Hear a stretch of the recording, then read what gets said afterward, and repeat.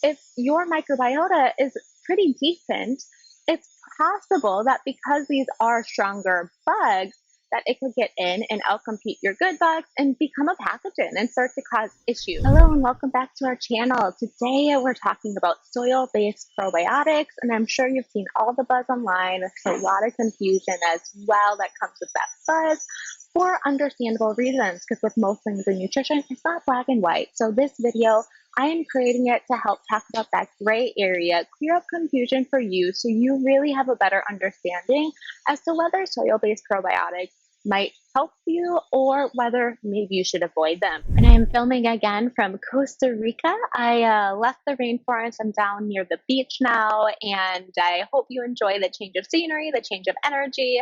There is a little bit of construction going on, so you're going to hear noises coming in and out of the video, but it gets better towards the end, and hopefully it's not a huge distraction, because I think this information I'm going to share in this video is going to be really helpful. I'm Ashley Oswald. I'm a registered dietitian, founder of Oswald Digestive Clinic, where we help people improve and eliminate bothersome gut issues like gas, bloat, diarrhea, and or constipation. So this topic is right up our alley, and I can't wait to talk to you about it. So let's just go ahead and dive right in.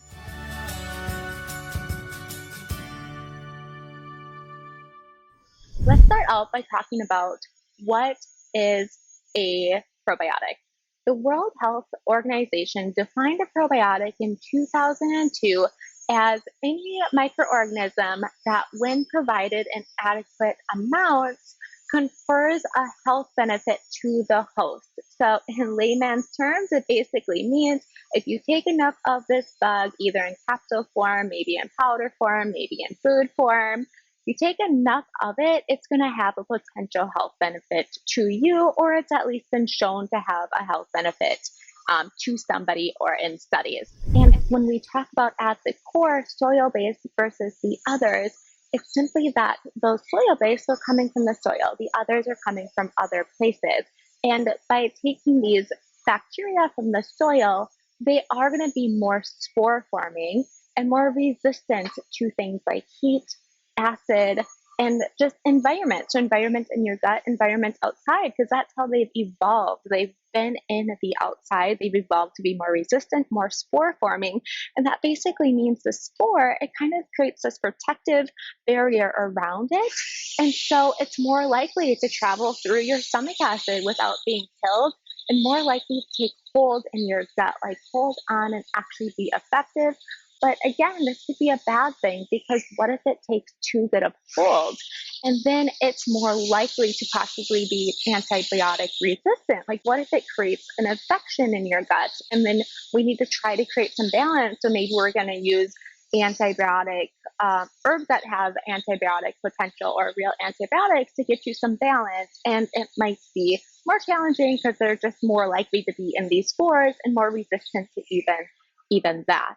And so in the soil, we have over 100 different diverse species, and we have some research on some of them. And so that's what we're going to kind of walk through next.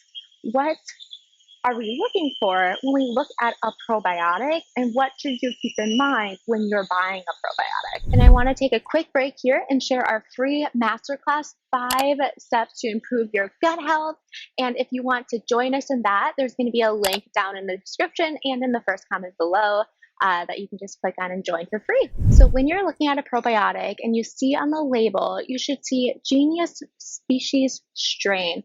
So for example, it'd be something like Clostridium, Bacterium, CBM 588, which is actually a specific soil-based probiotic that's been known to help increase butyrate production in the gut. And that butyrate's that really powerful anti-inflammatory short-chain fatty acid that we talked about in other videos. And so knowing that, for example, soil-based probiotics can adhere better if somebody's really having challenges getting that butyrate production up, we could trial this probiotic because of those specific unique traits that it has. Something interesting that you've probably noticed is that on the bottles, they don't often have the strain, so that's CBM 588.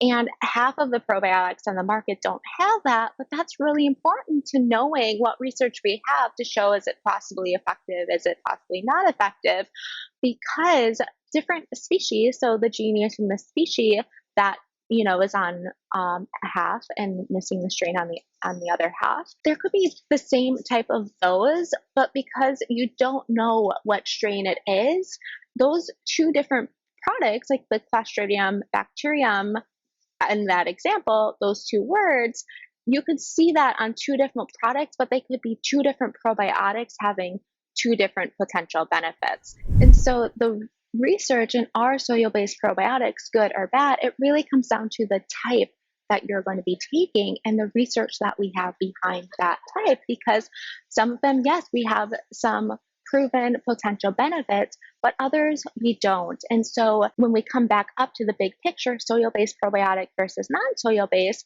it's really not as simple as saying which is better, because you have to get down into the weeds a bit to say, hey, would this specific genius species strain be good for this specific issue? So it's all personalized nutrition, right? It's kind of what we do at our clinic, and why we have a client coming in with a very specific issue, like maybe it's Crohn's disease, we can say, okay, so this is what the research is that we have on probiotics for Crohn's disease, and then kind of decide for that particular person, because sometimes there's other challenges or symptoms going on, might this be potentially beneficial, and should we try it?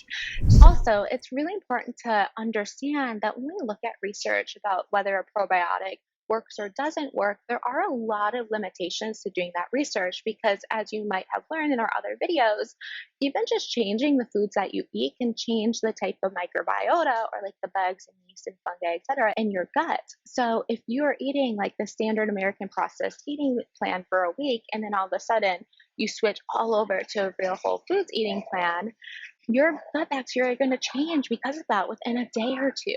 And so when we talk about doing research on like a specific strain of probiotic, we cannot possibly have all those other factors that can change the microbiota stay exactly the same, because even exercise, even sleep, if you're near heal your gut course, you're learning that those things can positively or negatively influence the microbiome, the microbiota in the gut. So next, let's talk about, are they safe? So there's a few things we want to talk about here.